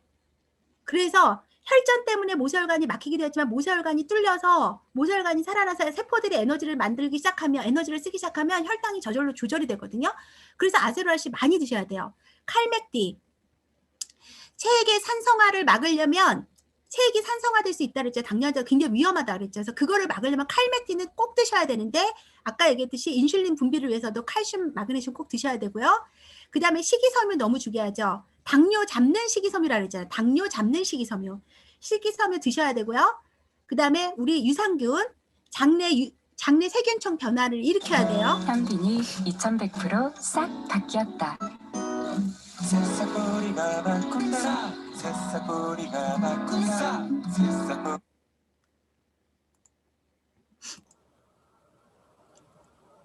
지금 네, 화면 공유 다시 할게요. 제가 지금 화면이 제 노트북이 지금 무슨 뭐가 왔나 봐. 자꾸 이렇게 광고가 중간에 들어가고 미치겠어요. 그 다음에 코큐텐 2정씩 2번 왜 드셔야 되는지 설명됐죠? 근데 여기서 GLA 블렌드는 옵션이라고는 하셨는데 저한테는 굉장히 중요하다고 생각되는 게 우리의 말초 신경을 살릴 때 간마리놀렌산 굉장히 중요한 거 우리 배우셨죠 옛날에 이은경 리더님한테. 그래서 GLA 블렌드는 그 당시에 최송철 박사님 이거는 옵션이에요 라고 얘기했지만 저는 꼭 집어넣고 싶어요. 지금 죽게 생겼는데 지금 이거를 옵션이라고 빼게 생겼어요. 무조건 다 먹어야죠. 살고 봐야 되니까 빨리 고쳐야 되잖아요. 당뇨를. GLA 넣으세요. 그 다음에 저는 이게 굉장히 하이라이트라고 생각하는데요. 식사량을 조절해야 되잖아요. 그리고 우리 근육 조직 만들어야 되잖아요. 근육을 회복해야 되잖아요. 뉴트리 프로틴을 드시는데 그때 최송철 박사가 어떻게 하라고 얘기하냐면요. 아침 식사는 아침 당뇨식을 얘기해 주셨는데 아침은 식사하지 말고요. 프로틴 2스푼 먹으라 그랬어요. 여기 프로틴 2스푼에다가 꿀과 소금을 타서 아침은 프로틴 2스푼을 드시고 점심은 일반 식사를 하시는데 양을 줄여라. 평소 식사량의 2분의 1을 하시고 플러스 알파 프로틴 2스푼 먹어라 이렇게 얘기하셨어요. 그 다음에 저녁은 역시 점심과 똑같이 일반 식사를 하는데 식사량은 2분의 1로 하고 프로틴 2스푼 먹어라 그랬어요. 그러니까 총 하루에 프로틴을 몇 스푼 먹어야 되죠? 6스푼 먹어야 되죠. 그러니까 거의 프로틴 한 달에 한 5, 6통을 먹어야 된다는 얘기예요. 그렇게 돼서 모든 세포와 근육들을 회복을 시켜 나가서 에너지를 태우기 시작하면은 그리고 무엇보다 식사량이 줄고 지방이 안 들어오고 탄수화물이 굉장히 조절돼서 들어오기 때문에 다이어트도 되고 그래서 이렇게 먹으면 제가 볼 때 이거 다이어트 프로그램을 해도 될 것 같은데요. 어쨌든 이렇게 하면은 6개월 정도 최소한 6개월 정도 이렇게 쭉 나가면은 당뇨를 극복할 수 있다고 그때 최송철 박사님이 얘기하셨고요. 저는 실제로 제가 사례가 있어요. 이 프로그램대로 그대로 해가지고 굉장히 고혈당이신 분 막 그 공부 막 19혈 뭐 200 이상 넘어가시는 분들 뭐 거의 그러면 이제 완전히 막 병원 응급실 가야 될 그럴 지경까지 막 순식간에 막 올라가시고 이랬던 분들 계셨는데요. 그분 6개월 정도 정말 이 프로그램을 하셔가지고요. 정말 정상혈당 이내로 그러니까 완전 정상혈당은 아니지만 내당증 장애 그 밑으로 내려와서 당뇨 약은 이제 먹지 않아도 될 정도까지는 정말 제가 관리를 해드렸고요. 그분 지금 포항에 사시는데 지금도 잘 관리하시면서 사시고 그렇게 한번 관리했더니 그 뒤에 좀 약간 생활이 흐트러지시더라도 당뇨약을 먹을 수준까지 혈당이 올라가지 않고 있다고 제가 소식을 듣고 있거든요. 실제 사례를 저는 한번 있었기 때문에 제가 자신 있게 말씀드리고요.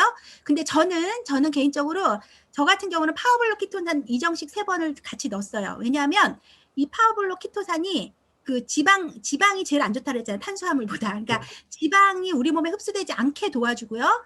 또 간을 해독하는데 굉장히 중요한 역할을 해요. 이 키토산이. 그래서 그다음에 또 우리 장의 식이섬유, 이 단세 지방산, 그다음에 그 장내 그 세균총 변화 일으키는 것들 이런 것들이 아주 그 기능적으로 아주 인텔리틱하게 작용하는 데가 이 키토산이거든요. 이 키토산은 정말 가능성이에요, 여러분들. 그래서 얘를 정말 잊지 마시고요.